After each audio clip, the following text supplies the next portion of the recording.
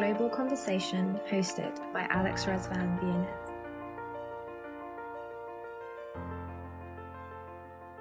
Hello and welcome back to another episode of the Retail Podcast. Today we have the great pleasure of having someone who, when I saw their work, when I read what she had been all about, I just found it so fascinating that it was something that you just felt like, oh my God, there's such a great conversation to be had. And that's because Kate Machtiger, who you guys can see. Again, Kate cannot see me, so it's very disconcerting for her. I do need to resolve this technical problem I have of people talking to the podcast and not being able to see me. But she kindly agreed to give up some of her time during these crazy times that we're all living in. Kate, for those who don't know who she is and what her studio is about, she recently wrote a really interesting piece for the Harvard Business Review, which is all about what will the retail experience of the future look like, which I highly recommend. But that's not just, that's like the tip of the iceberg when you look at Kate and what her portfolio and the things that she works on. She has her own studios, the Extra Terrestrial Studios. She brings her strategic vision and complex thought process to simplify these spaces. And I will let Kate talk about these sorts of things when we get in. But it's also the fact that she approaches it from a design perspective. So this is what I would class as our typical podcast, where we talk about, retail in the traditional sense, but we're now looking at it from a different angle. Why? Because we want to create this global conversation. So Kate, thank you so much for giving the hour or so to join me on the studios. Where are you in the world for those watching or listening to us? Thanks so much, Ali. I'm honored to be on the podcast, and I'm coming to you from Williamsburg, Brooklyn. Oh, wow. Okay. So are you guys in lockdown? As in, because I've had different guests in different sort of phases of lockdown. What's COVID life like for you guys? Yeah, it's interesting. We're like sort of starting to phase out. New York was early in all of the cases, so we sort of had the worst of it in March and Okay. April, and I actually had it in March. Oh my So now goodness. I'm sort of like a free agent, a Oh, little bit wow. more, although of course we don't know. But Yeah. yeah, things are opening up. There's like sidewalk cafes. It's feeling very European here suddenly. Oh. Got a lot more pedestrianized space. It's great. Oh, that's fantastic. Very good. Well, I suppose you're looking at it from a design perspective. Again, for the people that have not had a chance to read the review or don't know that much about you, could you sort of talk a little bit about your studio, about the museum work that you've done in terms of the future of spaces? What is the focus of what is hot for you right now and stuff? Sure. Yeah, so my studio, Extra Terrestrial, we're focusing on developing what I call deep space, which is space that's more than just the surface level, the background that, a lot of retail has been focused and experiences over the last few years on being Instagram ready. And I find that really lacks some of the depth that are the memorable places that we go back to throughout our lives. And so I'm interested in creating spaces that have that greater tactility, sensory depth, whether it's the smells or the sounds or, it's the interesting thing is I was focused a lot on the textures and what you touch when you go into a store or pop-up or an experience.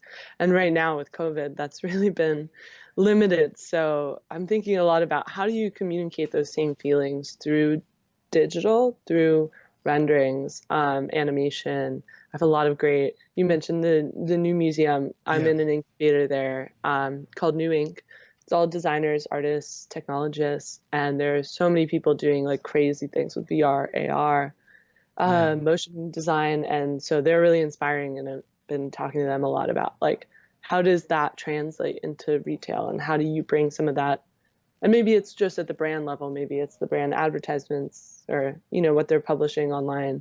Yeah. But how do you capture the feeling of being in a store when you can't go there? I got you. And in terms of just as a side note, but this is a personal curiosity, the augmented reality that you're seeing that people sort of experiment with, is that, if you like, the customer journey, or is what you were saying there, is it more about interaction with brands?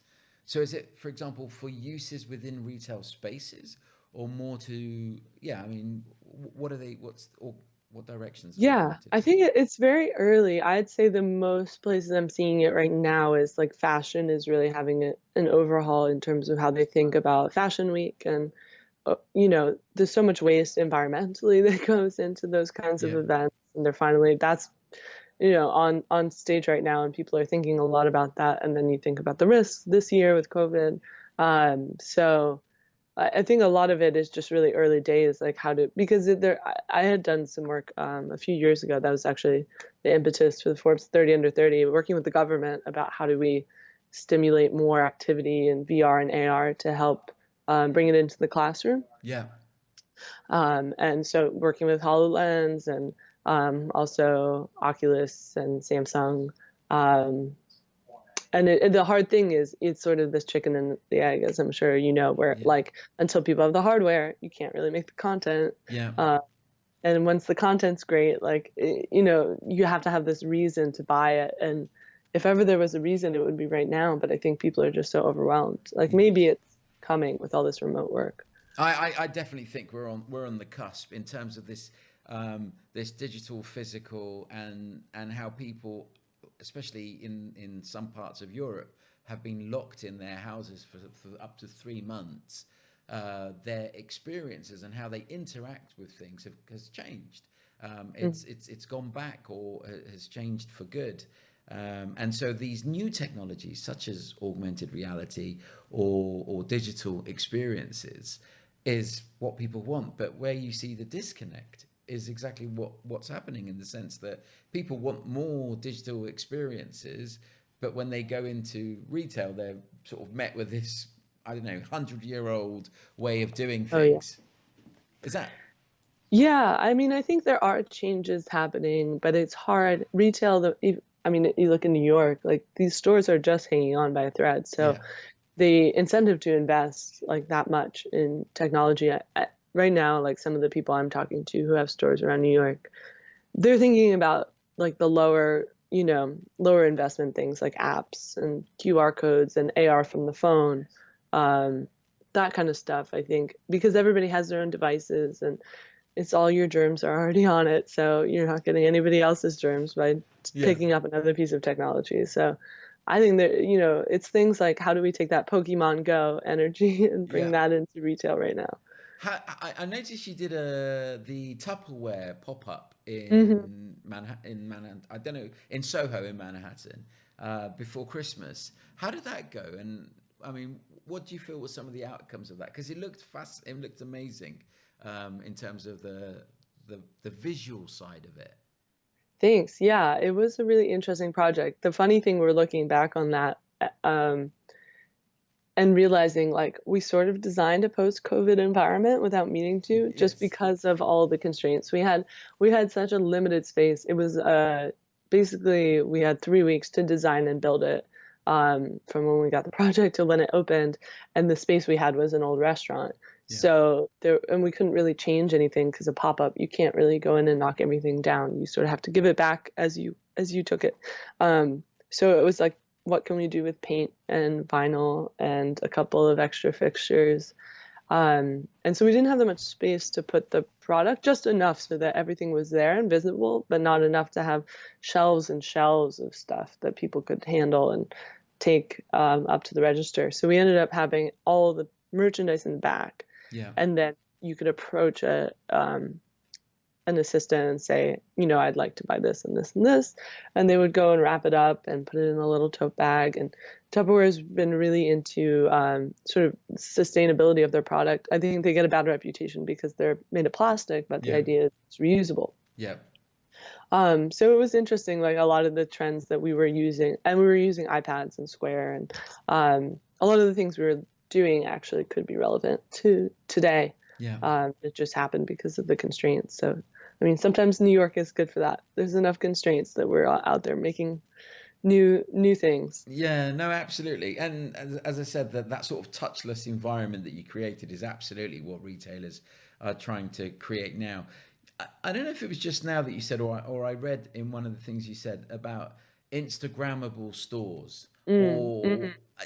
tell me what I mean. What is that for you? What does that Yeah, mean? I mean, I think I had a level of frustration, even at events and festivals and all these things, that it felt flat, like felt like a movie set that you were moving through, that really wasn't something that you were going to personally remember having a good time there. Yeah, It was just built so that you had this evidence to post to other people, and it didn't really create, like, a lot of brands were investing in that kind of thing because it's measurable, because you could say we got this many hashtags, this many likes, but yeah, the actual experience, I mean, once people get that one photo, they're never coming back. So if you design your whole store around an Instagrammable moment, you're only going to get that one touch point. yeah, Versus right now, like, imagine you had this wonderful experience where you felt so calm and so just an escape from the world. yeah, That's where you would want to go back right now. yeah. So And it's interesting you mentioned that. I was going to ask you, is that biolithic? What is it? Biophilic? biophilic, yes. Tell me about. Yeah, I read. Tell me about that. I have a good friend in the New Ink incubator that I've actually been working with through this, and she's been doing incredible things. I'm so proud of just everything that she's done. She runs a company called Studio Elsewhere, and they are in Mount Sinai hospitals right now, building out these rooms for doctors and nurses and frontline healthcare workers to recharge during all this crazy, the surge they're experiencing. Yeah, So, but I mean, her work is really, she came from video games, but really is focused on nature, imbuing nature into these really stark, unwelcoming places. And there's right. so much research to show that nature, and biophilic is basically just like environments that imitate nature. So you don't have to be outside to get the same benefits you get from nature. Oh, I see. Um, there's a biophilic council, I think, and they highlight a lot of the top projects. But for example, like Etsy,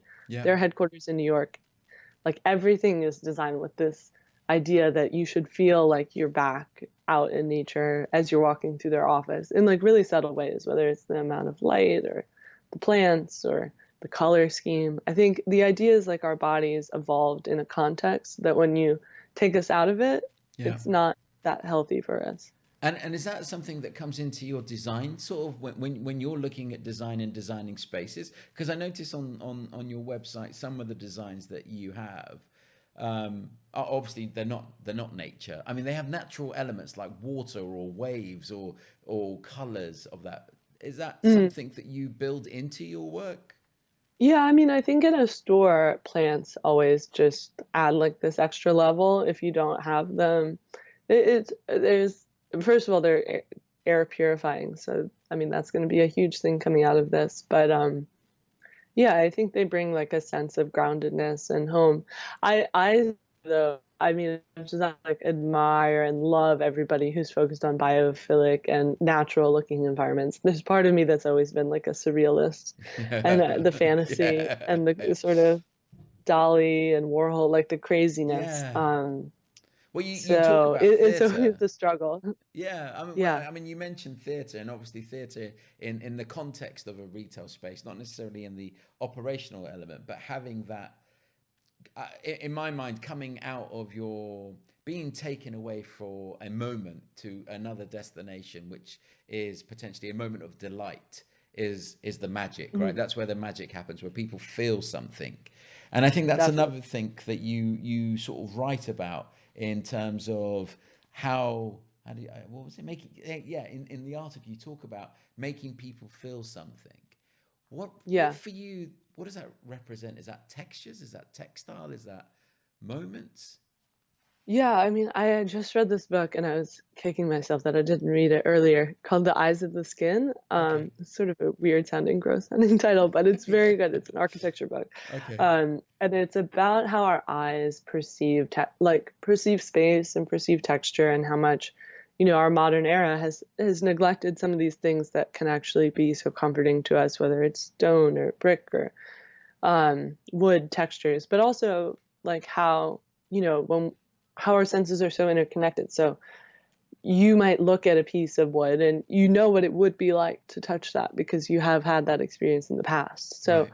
we don't actually have to touch things for them to feel something to us. subconsciously. And so I'm interested in how that can be added, especially in these touchless environments we're going into. But the theater side of it, I mean, I've always loved, like, I've been inspired by Disney and like theme parks. Um, I think there is that like sort of experience of, and I think it informs my approach to designing experiences. I did a lot of theater sets, like building them in high school, and taking somebody on a journey. This idea that whatever they see doesn't have to be reality. I think Right. that's definitely what attracted me to retail and pop-ups over like architecture purely. Yeah, I mean, that's one of the things I didn't mention when I was going through your bio is the fact that you have worked in several different verticals like finance and architecture. Mm. This wasn't, you didn't sort of come out of academia straight into design. You've sort of taken a journey here. Oh yeah, no, it was a winding journey. Okay. Yeah, I So, mean, I think so. I did architecture undergrad and civil engineering. I had this great joint program I was a part of, and then found like engineering was a little more clear cut. And then I got the pull into investment banking, into finance. I mean, it oh, yeah, was just I can that see sort the of thing you correlation. do. Architecture, I mean, it investment doesn't quite banking. like make sense, but yeah, I mean, I think I did some internships in architecture, and I realized that you're not actually the one making the decision most of the time. It's the person with the money Of who course. gets to decide what happens. Yeah. So I was like, what if I became the person with the money? So I worked in real estate investment banking, because I was super interested in that side of it, like being able to sit across the table from, let's say, the CEO of a huge hotel company or huge real estate empire, and Yeah. like understand what they think about and how they make decisions. That was fascinating to me. Yeah, And no, then it took a while to get back to what I love. yeah, you mentioned something that I thought was quite funny, and not funny in the sense, but you talked about Gen Z's funneling. I have to read it, but with millennials and Gen Z's funneling themselves into ever narrow aesthetic tribes. And I was thinking, oh, hang on a minute, that sounds like I may be a Gen Zer. What's the aesthetic tribe that I've funneled? But then I had to go off and do some research. What is aesthetic stripe? They ended up on postmodernism Mm. and how that goes. But I'm just curious in terms of this um, this sort of view of aesthetic tribes. Can you sort of expand a little bit for those of Yeah. us who are not necessarily versed in this? What? I mean, it's because like I'm the biggest fan of Gen Z. Like I'm a wannabe Gen Z. I follow like everything they do. It's very cool. I mean, it's a mix of like, I'm on TikTok. We'll see if that Yeah, gets deleted here in the US. But yeah, Depop, like where all the sort of, I think there's this energy towards, I mean, I think it's a mix of being always visible on social media your entire life, but also yeah, being very jaded about it. So they would rather, find their own little niche yeah. than maybe the millennial stereotype is a little bit more of, everybody following the same trend of Oh, I everybody see what getting you mean. avocado toast. Yeah. So Gen Z is very much like, I'm going to have this niche of I follow this artist and this, musician, and this is my little group. I mean, you see like the BTS fans Yeah.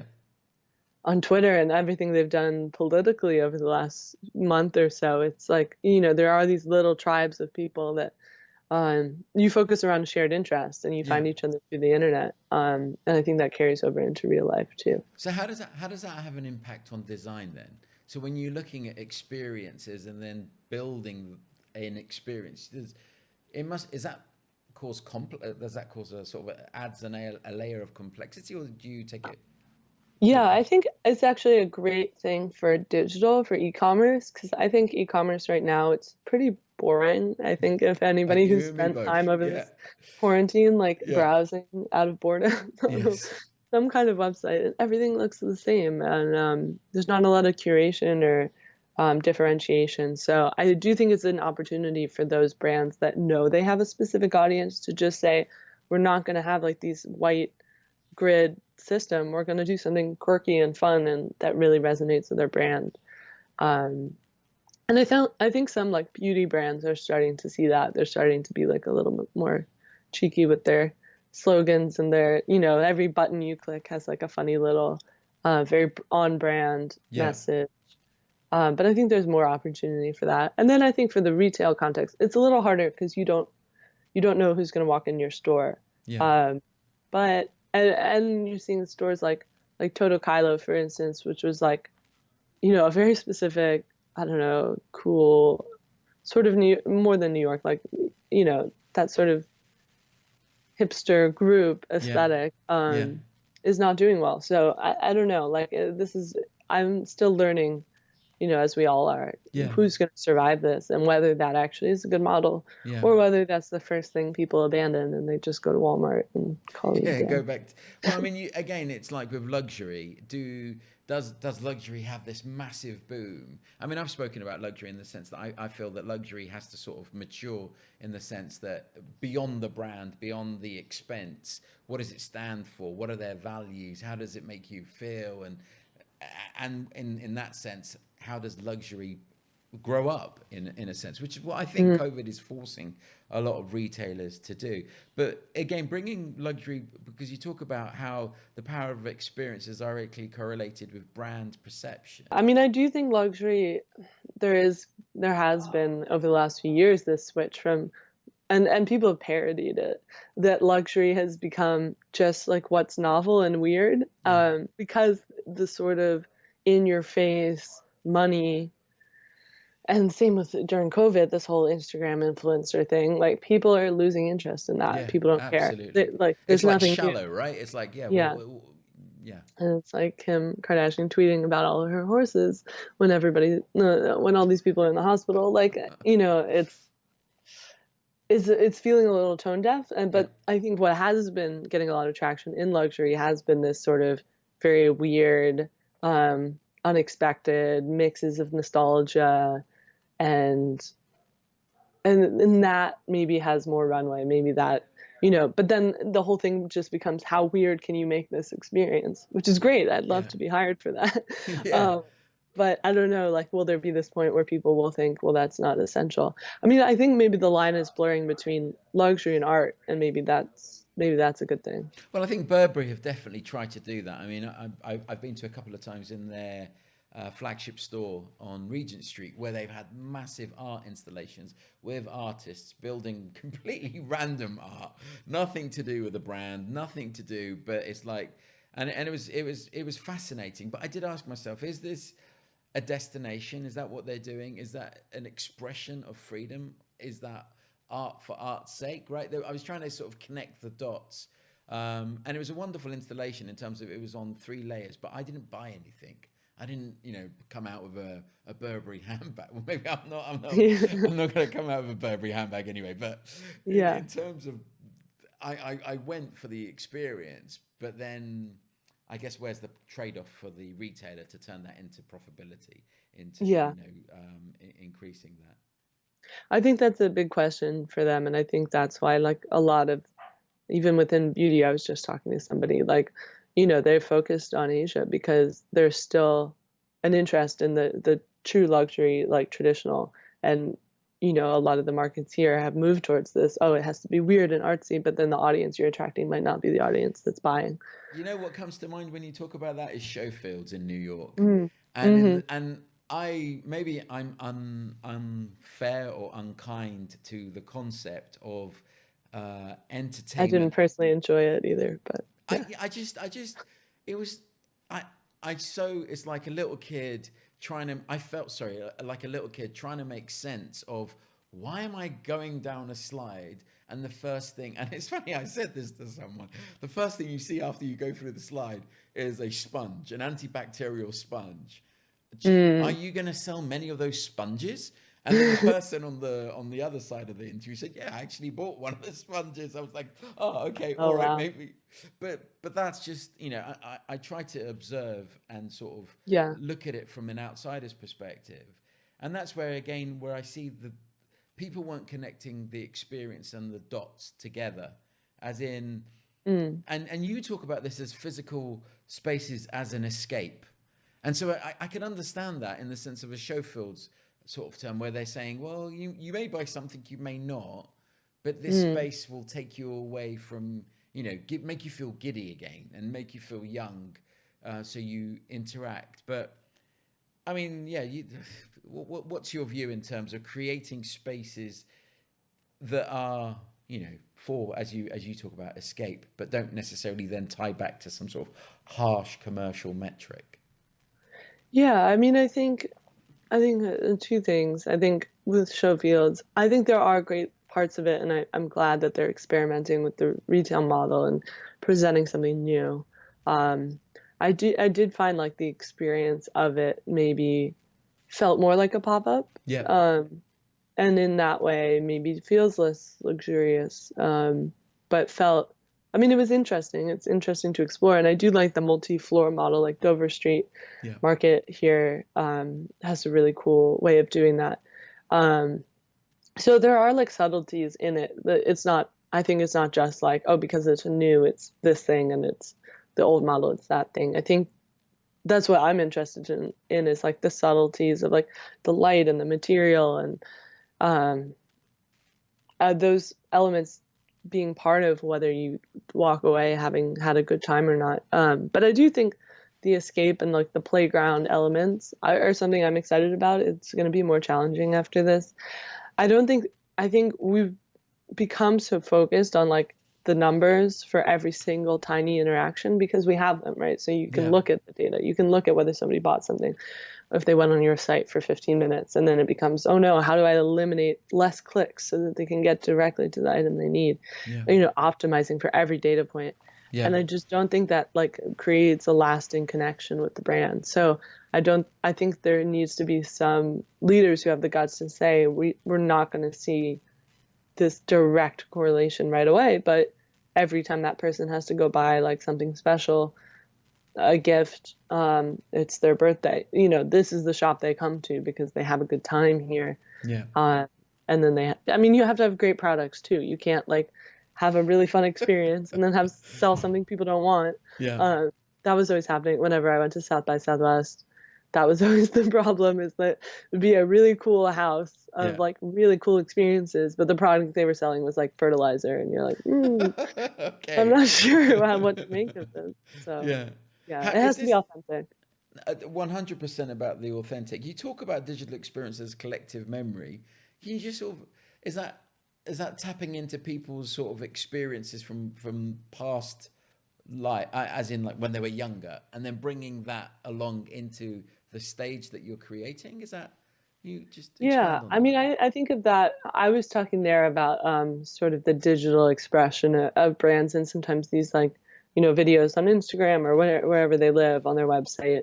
I think there is a lot of discussion right now in fashion, some of the brands that I've talked to about nostalgia, and a lot of them, that's like at the heart of their brand, and they're trying to figure out how to communicate that same feeling when they don't have a store that represents what they're expressing, or they maybe don't have a fashion show where they can bring in all those elements as part of the set. Yeah. So how do they bring it into video? But the hard thing is then you have to have a shared childhood experience or teenage experience or whatever it is. Yeah. It has to be somewhat universal, and that's hard to do. I think with the conversations around diversity and equity, like, if you're a brand your nostalgia is based in this specific experience that's maybe quite exclusive, how are you going to connect with everybody else? But I do think there is power of it in it, and I think over quarantine, for whatever reason, people have been gravitating towards more nostalgic things. Maybe Yeah. being trapped at home reminds us of being Yeah. kids and teenagers, where we weren't allowed to, we couldn't move as freely as we can now. Do you know, I've not shared this with anyone, even with my own family, but it was the only time in 30 years where I started thinking about my school days. What, Mm, and wow. and then I was like, oh, I wonder what John is doing or what Sarah's up to, onto Wow. Facebook, have a look. And then it was early in March. I mean, I don't know what I'm sharing. There's nothing to do with the podcast. But anyway, it's just that you Yeah. mentioned that. I don't know if that's a phenomenon that people went Yeah, through. a lot of people I talk to have been having this happen, and, like, I thought I was alone. I thought I was the only one. Yeah, For that me, we the memories, I was, like, going back to middle school, and, like, the little, like, lip gloss, or whatever was popular, the makeup or yeah, the snacks, or, like, the little things that were very, I don't know, how to taste or Yeah. smell. Yeah. The more I talk to people, the more I've seen everybody has been having these waves of like memories coming back. Maybe it's the first time we're like alone with our thoughts Yeah, for a long I think time. the more restricted humans become, the greater the need for expression of a time when they were free, and that's why you then revert back. I mean, I'm not a psychologist, but anyway, that was Mhm. my take on it. That people are looking for when was the last time they were free, right? And Yeah. to take them away from the constraint of lockdown, because I think Oh, definitely. that's what I thought. But anyway, that's it. In terms of you looking at, because obviously you've done pop-up stores, you're looking at different design aspects. How do you see the rest of the year spanning out in terms of Mm. um, just in the sense of your work and stuff and the direction Yeah. that you take it from a studio perspective? Mm. Yeah, I mean, it's interesting. I had intended to really like launch the studio in earnest this spring, um, with a big project, and Yeah. obviously there are no stores open right now. So Yeah. it's been sort of a pivot to how do I, the strategy angle, and how do I help people rethink how they're going to come back. Yeah. Uh, and so I've been talking to some people about that. I mean, it's hard because they don't really know how much to invest in these sort of sanitary measures because they feel like it could be 3 months of it, it could be a year of it, it could be 2 years. People could act this way forever. So they don't know, like, is it worth adding all these things? Is it worth redesigning my store so that it's permanently socially distanced Yeah. if, we don't know how long it's going to be? Plus, a lot of people are like, I have to pay my rent too, so Yeah. I Yeah. don't have all this money to throw around. So I think that's interesting. There hasn't been like a ton of work for people like me that are like rethinking the whole package, but there Yeah. has been like smaller You're not conversations going to and write a strategy. book. I mean, yeah, All that time not as indoors is a great chance to tone up. I mean, this article was brilliant. You oh, gave a thank you. No, I mean, I think everybody feels this pressure of, oh, I have to write a book right now. I have to do all this stuff right now. Like, no, you just have to survive. That's what getting sick like taught me. It was like, no, you just have to survive this virus and then, get back to maybe rethink what you're doing a bit, but Yeah. No, just make it through. I got you. So, if you were to offer some words of wisdom to some of the retailers who listen to this podcast, as we sort of look at wrapping up, are there any? I mean, obviously, go out and buy the Harvard Business Review and read the article, or look at it online. But are there any other areas that actually? When did you write the article? I wrote it in April. So it's just after. It Okay. takes a little bit of time to get these things out into the world. Yeah. So I was frustrated. I mean, no, the Harvard Business Review are amazing. They're so helpful. I was feeling like, oh no, this is going to be stale by the time it comes out No. because No, yeah. everything's changing so fast. So I think that it's always hard. I'd love to hear, what other retailers are thinking about. And I continue to read a lot about like how people's thoughts are evolving. I think it's going to be super interesting the next few months, at least here in New York and other places where it starts to open up a little, and Yeah. there's all this sort of like one foot in, one foot out, and like what does that look like? Yeah. Do people actually enjoy it? Are there things that are better now than they used to be? Are there Yeah. things that are worse? So, but I guess a word of advice maybe is just that it's really a chance to take a step back. I think there are plenty of retailers, especially in sort of the essential category, who probably rightly are like, let's just throw things up as quickly as we can, get these partitions and these stickers on the floor, and this will make sure, we can get through this. But if you do have more time on your hands, to really rethink what does your store mean for your brand and what is that experience you're creating for people, and how can it be distinct? How can it be different? How can it be something people actually want to go out of their way to experience rather than just a transactional, I'm going in to buy a product? Yeah. And then on the other side, you're going to have plenty of people who won't be in your store for a year or two. So what are you going to do to translate those feelings onto your digital platforms? And maybe experiment. When you look at your sort of focus now, what are you focused now? What are you focused on now? So right now, I've been having a lot of early conversations. I mean, it's been interesting because without like the physical activity of building a store to focus on some of the conversations I've been having.